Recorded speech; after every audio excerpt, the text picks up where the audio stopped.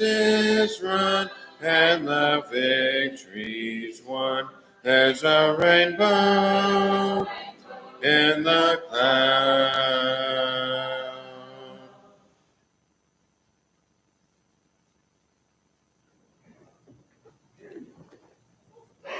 You would turn to Luke chapter 16.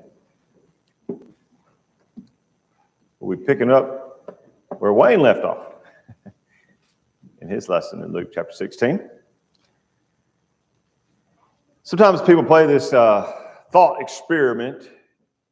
I see it posted sometimes online just to get discussion going. If you could go back and talk to your childhood self, you've probably seen those kind of thought exercise, just kind of a conversation. So what would you say? I saw one the other day that said if you could say 3 words to your 13-year-old self, make up the question however you want. It can't happen, right?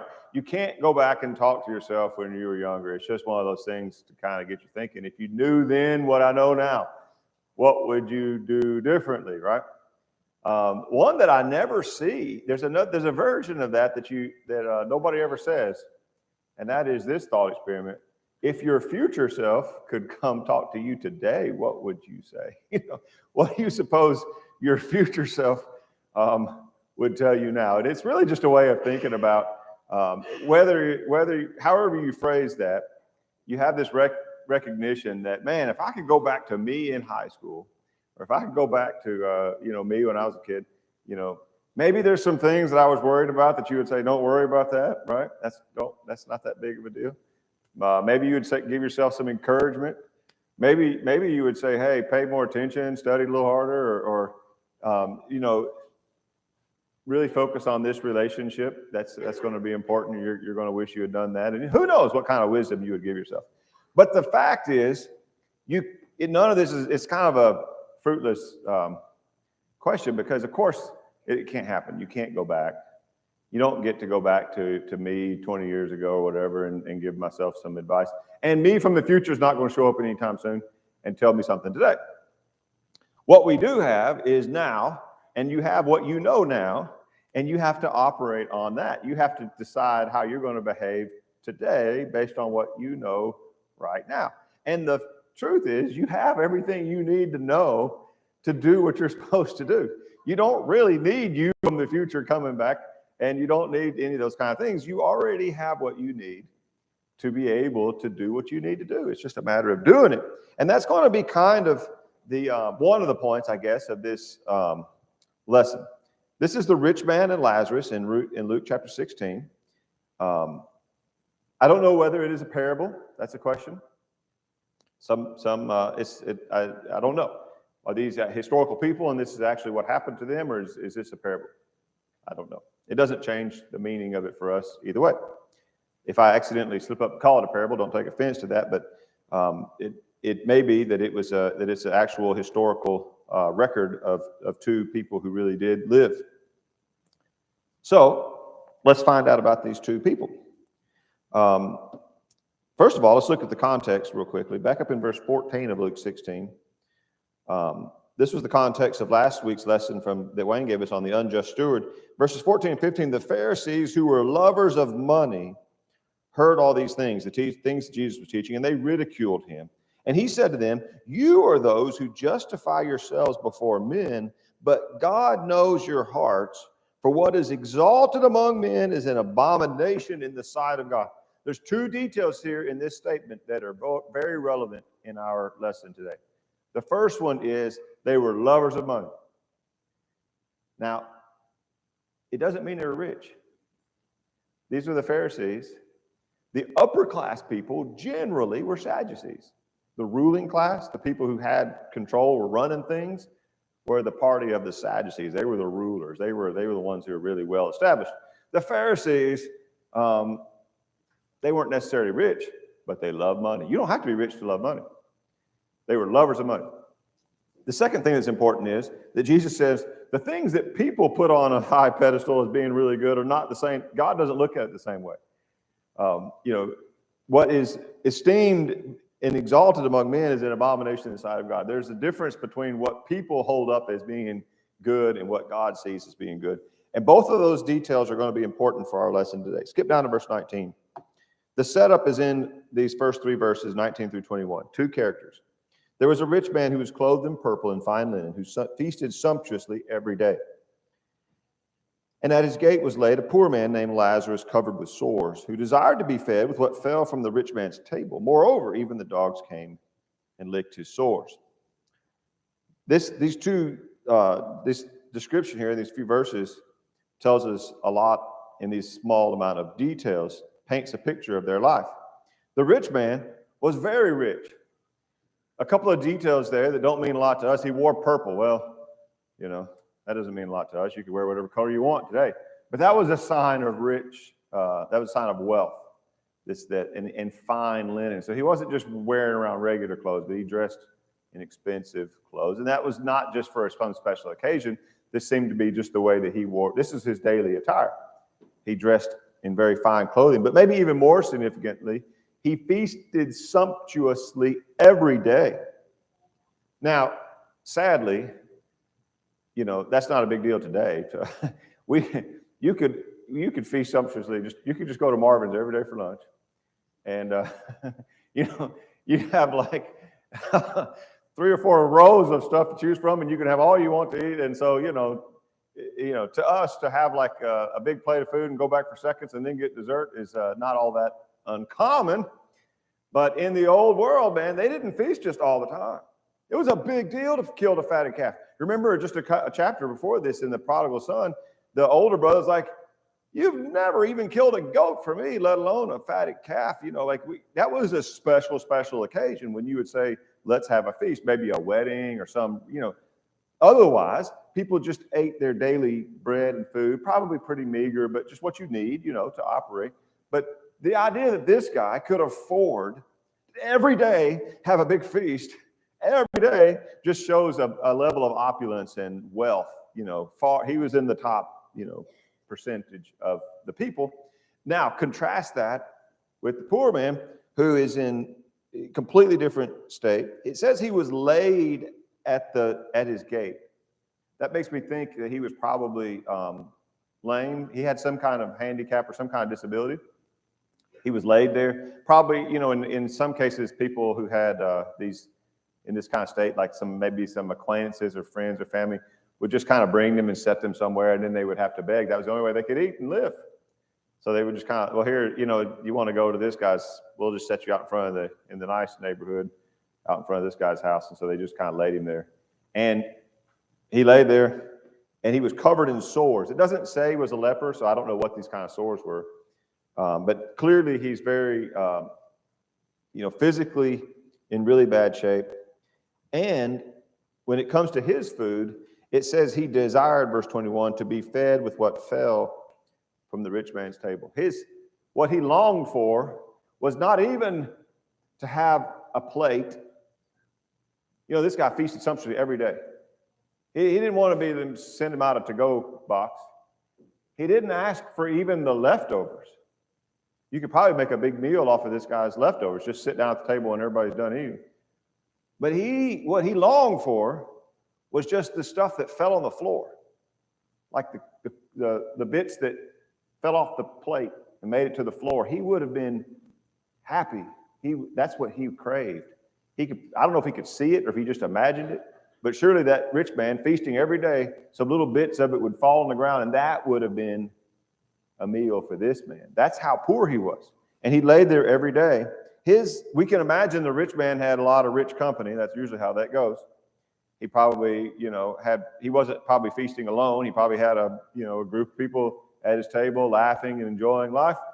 But meanwhile, the company that the poor man has is just some dogs. Now, for us, that might be better company than a lot of. We love our dogs, So that doesn't sound all that bad to me to be parked out somewhere with my dogs.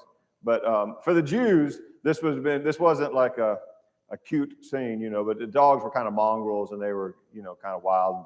That was, it maybe not quite as low as the prodigal son in the pig pen with the pigs.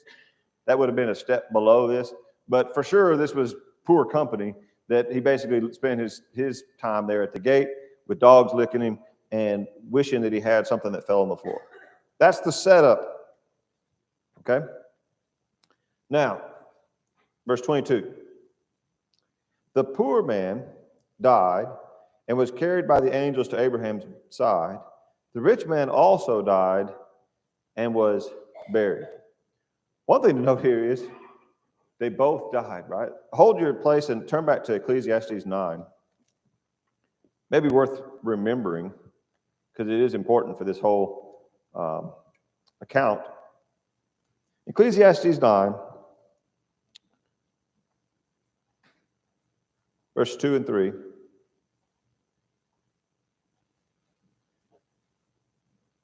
It is the same for all, since the same event happens to the righteous and the wicked, the good and the evil, the clean and the unclean, to him who sacrifices and him who does not sacrifice. As the good one is, so is the sinner. As the one who swears is he who shuns an oath. This is an evil that is done under the sun, that the same event happens to all. Also, the hearts of the children of man are full of evil, and madness is in their hearts while they live. And after that, they go to the dead. The same thing happens to everybody.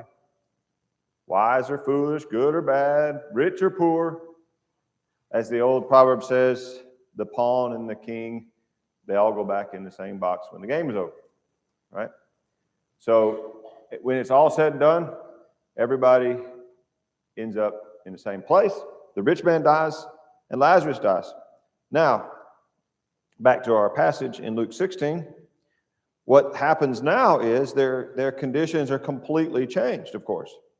As soon as they die, their circumstances change. In verse 23, it says, first of all, verse 22 said, the poor man died and was carried by the angels to Abraham's side. That's a beautiful picture, of course. If you've ever wondered whether those thoughts or images about angels coming to take someone, where that might come from, here's an example of that. Isn't that neat to think about? That as he died, he was escorted by the angels to Abraham's side. Meanwhile, verse 23, the rich man also died and was buried, and in Hades, being in torment, he lifted up his eyes and saw Abraham far off and Lazarus at his side. So now the tables are turned, and he calls out. He starts to beg. The rich man is now the beggar. Verse 24, he called out, Father Abraham, have mercy on me.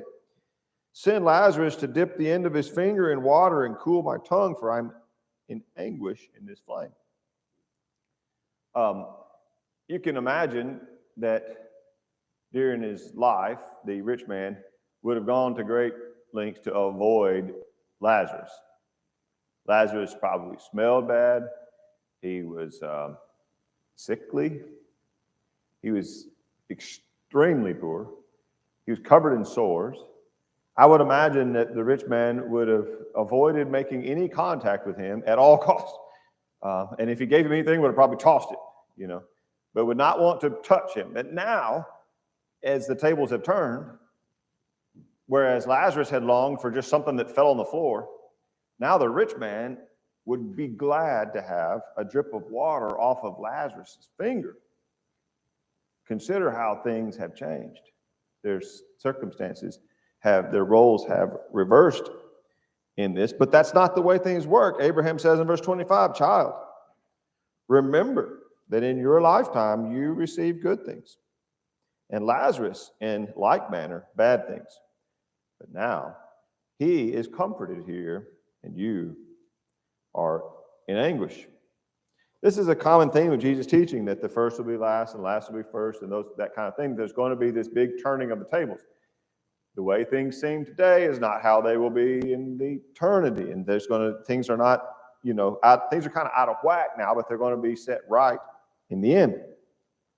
So there's no comfort for the rich man. And besides that, Abraham says it's not within his power to grant this. Verse 26, besides all this, between us and you, a great chasm has been fixed, in order that those who would pass from here to you may not be able, and none may cross from there to us. So Abraham says, first of all, this is, you remember you had it good, and so this is the way it turned out. But secondly, even implying, even if somebody wanted to come over there and bring you some comfort, or if you wanted to come over here, there's this gulf fixed. And he doesn't say who fixed the gulf, but we know who the only architect of all this eternal stuff would be God or the Lord. He had set it up this way so that there isn't any traveling back and forth from one place to the other. There's once the death has occurred and these people are in their respective places, that's that. There's no more, no coming from here to there or vice versa. So the must have been the full horror of the situation sets in for the rich man. And as he realizes there's nothing he can do now to change his own state, there's nothing he can do now to secure any relief or comfort, his mind turns to those still alive, his brothers. All right, that's what he starts thinking about. So he says in verse 27, I beg you then, Father, send him to my father's house. Talking about sending Lazarus. He doesn't even ask that he could get a few minutes to appear, but he says, send Lazarus back. For I have 5 brothers, that he may warn them, lest they also come to this place of torment. Interesting that he puts some things together. He understood that his brothers needed to hear and to be warned because they were in danger of joining him, and he didn't want them there. He didn't want any company. He didn't want his brothers to come be with him. He wanted his brothers to do what he should have done so they could not end up where he is now. And that also shows that he understood that there were some choices and some decisions that they could still make, which also implies that he understands that there were some choices that he could make. There were some things he could have done differently had he chosen to, and he could have made different choices and ended up not being in torment. So all this is clear from his statement because it's crystal clear to him now that somebody needs to get a message to my brothers. And the assumption is if they could hear the message, they could then do things differently and therefore not end up where I'm at. And that's what reminded me of this whole mental game of what would you say to yourself, or if you could go back and talk, or somebody could come and say to you, it's like if you had this message, what would the message be? Another question that nobody ever answers is, if you could go back and talk to your childhood self, would your childhood self even listen?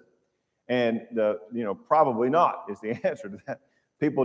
That's kind of what Abraham's going to say as we continue. He says, well, maybe send somebody back to them. And Abraham's answer is very interesting, verse 29. They have Moses and the prophets. Let them hear them. He said, oh, they've already got the message. Now, how do they have Moses and the prophets? Moses and the prophets were presumably up there with Abraham. They've been dead for a long time. But how did they have access to that? Same way we do, right? They had Moses and the prophets. They had all that. And notice that he says, no. He says in verse 30, no, Father, that's not going to work. But if someone goes to them from the dead, they will repent. That seems kind of reasonable, right? He says, they're not going to read the Bible. They're not interested in that. They're not listening to that. They're not listening when the scrolls are being read. He's probably thinking to himself, I heard all that too. I heard all those same things. That's not working. But if somebody was to appear who had already died, now that would get their attention, right? Then they would listen. They would listen like me, would you listen if your future self could pop out of the blue and say, listen, I'm telling you something. It's a hypothetical that we'll never know, right? But Abraham says, no, actually you don't really listen to that. They have what they need. They have Moses and the prophets. In verse 31, he says, if they will not hear Moses and the prophets, neither will they be convinced if someone should rise from the dead. Now you think wow. Maybe you even want to kind of question Abraham about that. I kind of do. I want to say, Abraham, I don't know. Maybe somebody would listen. Maybe they're not paying attention. But seeing somebody rise from the dead, that would get their attention. Surely they would listen in a different way. If only we knew. Has someone ever risen from the dead? Does everybody listen to him? No, they don't. They didn't. They didn't even in Jesus' day. He rose from the dead, and a whole lot of people still didn't listen. So Abraham says, no, that's not really the thing. That's not the way that it works anyway. The Lord is not going to send some messenger back from the afterlife to tell you something, a special message for you. Nobody's coming. What you've got is the word, right? And Abraham is saying they got what they need. They have what they need to know. We're not going to send anybody back to talk to them. Let's think about some lessons we can draw from this. One of the main ones, I think, goes back to the setup to the whole thing. Remember, they were lovers of money, and they justified themselves, but the things that were exalted among men are abomination with God. There's this kind of, the way that, if for the Pharisees who loved money, if they look at these two people, and they see the rich man, they would have been jealous probably. They would have longed to be like the rich man, dressed in his fine clothes, every day a feast. That would have been, in their minds, if you were a lover of money, you probably would have seen that as like the pinnacle of success. If you could, for you, whatever it is that from a worldly point of view, you think of somebody like this person has it all. That's probably what the rich man would have looked like to them. That would be winning on the ultimate scale.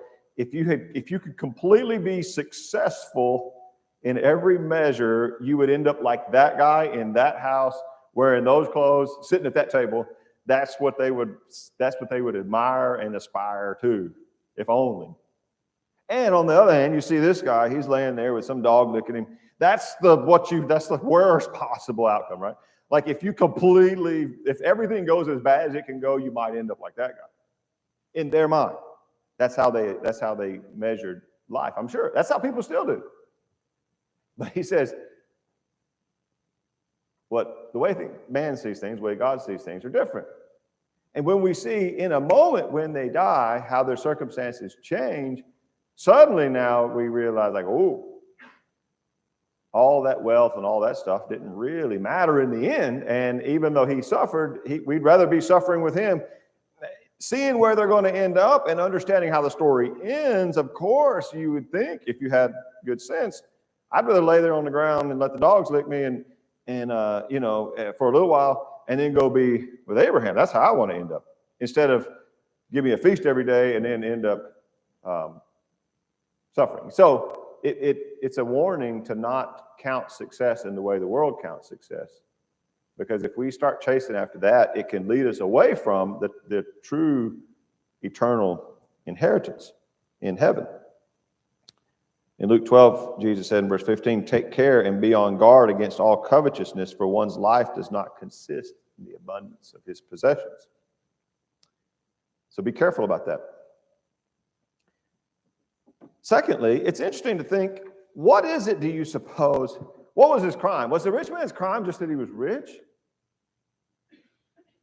No, because Abraham, who's talking to him in the afterlife, was a very, very wealthy man himself. Abraham also was rich. So it wasn't that he was just wealthy, and that was not his, he wasn't being tormented because he had been wealthy.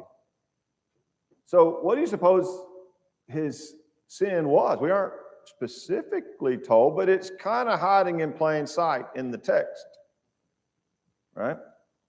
Let's go to Matthew chapter 25. Matthew 25, in the judgment scene there, where Jesus talks about separating people like a shepherd separates sheep and goats. After he does that, at the end of it, verse 41, he'll say to those on his left, depart from me, you cursed, into the eternal fire prepared for the devil and his angels. For I was hungry, you gave me no food. I was thirsty, you gave me no drink. I was a stranger, you did not welcome me. Naked, you did not clothe me. Sick and in prison, you did not visit me. And they will answer, saying, Lord, when did we see you hungry or thirsty or stranger or naked or sick and in prison and did not minister to you? And he will answer them, saying, truly I say to you, as you did not do it to one of the least of these, you did not do it to me. For these will go away into eternal punishment, but the righteous to eternal life. There will be people who will be told, according to the teaching of Jesus here, that you're going to eternal punishment because you failed to show compassion, you failed to show love, you failed to take any action to help those who are suffering. And they said, when did we ever not do that? And as you didn't do it to Lisa. So it's as if Jesus was lying at the gate outside the rich man's house. And the rich man never showed any compassion. It's clear that he never showed any compassion because it says that the poor man longed for some crumbs on the floor. And the implication is he never got them. Or if he got them, that's all that he got. So he didn't minister to him. He didn't help him. He didn't show kindness. He didn't show compassion. Now, he says to Abraham, somebody's got to warn my brothers. Somebody's got to go back and tell them. I got 5 brothers. Probably he came from a privileged family. I would imagine those 5 brothers, probably a lot like him. Maybe they were all living large. Sometimes it goes that way. And he says, they need to know. They need to hear. And Abraham says, actually, they've already got what they need. Now, what is it that Moses could have told them that they would need to know? Look at Leviticus 19, just for one example. In Leviticus 19, here's some things they already had that they could have been listening to. This is going to get down to the heart of the matters in verse 18, where he says, you shall not take vengeance or bear a grudge against the sons of your people, but you shall love your neighbor as yourself. I am the Lord. That's really all you need to know. Love your neighbor as yourself. But there's actually some even more specific instructions in this same chapter. Look at verse 9. When you reap the harvest of your land, you shall not reap your field right up to the edge. Neither shall you gather the gleanings after your harvest, and you shall not strip your vineyard bare. Neither shall you gather the fallen grapes of your vineyard. You shall leave them for the poor and for the sojourner. I am the Lord your God. The law said, you plant this field, don't harvest right up to the edge. And if some stuff comes ripe later after you've already, don't go back and get it. And if some stuff falls on the ground, don't pick it up. And you might think that's kind of wasteful. In fact, I know that farmers today, they have to make a decision sometimes, like, is it justified to hit this field again? Or, can we get some more? Is it, you want to maximize your profit from your investment of all your time and labor and effort. But they were told specifically, leave some unharvested, leave some out there. But why? Well, that was supposed to be for other people, for poor people. They'd have something to eat. They don't have a big farm. They don't have a land. They don't have a way to do that. But what they could do is come over there and get what fell on the ground, and they can help themselves to around the edge of the field. That stuff that comes right after it's already been harvested, they'd be welcome to that. So the point is that he was teaching them in this principle that if you've been blessed, leave some of what you've been blessed with to share with other people. That was all built into the law of Moses.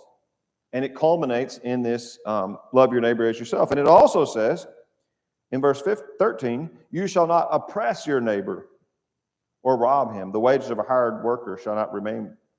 We know that from other places in the New Testament, a lot of the rich folks in their day oppressed the poor. They took advantage using, interest and things to make themselves wealthy. So I don't know what all this guy had been guilty of, but it was covered in the law. And Abraham says, they've got that. Your brothers have the same thing you had. They can listen to that if they choose to. He says, no, but somebody needs to go talk to him. And he says, no, what they're going to have is they have Moses and the prophets. They have a message from God. And I want you to consider, as we bring this to a close, that that's what we've got today. Sometimes people think, well, if I could just see a miracle, I would if I could hear some special revelation, if God would give me a sign, I would pay attention. Well, the conversation from the heavenly side of this thing is they have the Word of God, right? Everybody today, we've got it. So nobody's coming from the future. Nobody's coming back from the grave. No, your older self is not going to pop up out of the blue someday and tell you what you need to know. But you have it right here. Everything you need to know about how to live, you already have. What you have to do is decide what you're going to do about that. And what you decide based on what you know is going to determine what's going to happen later. And the final thing is, the other thought he had was, somebody needs to warn my brothers. He was concerned about them. He was concerned about, so it's not enough also for you and me to think like, hey, I got to listen. That's number one. Listen and do what you're supposed to do. But also, we should have that same kind of concern, shouldn't we? What about these other people? What about my brothers? What about my friends and family? They need to know too. Everybody needs to be warned. And this is the warning that we've been given by God. If there's someone here today who wants to respond to that, who knows what you need to do, and you want to make something right in your life, and if we can help, please let us know as we stand and sing.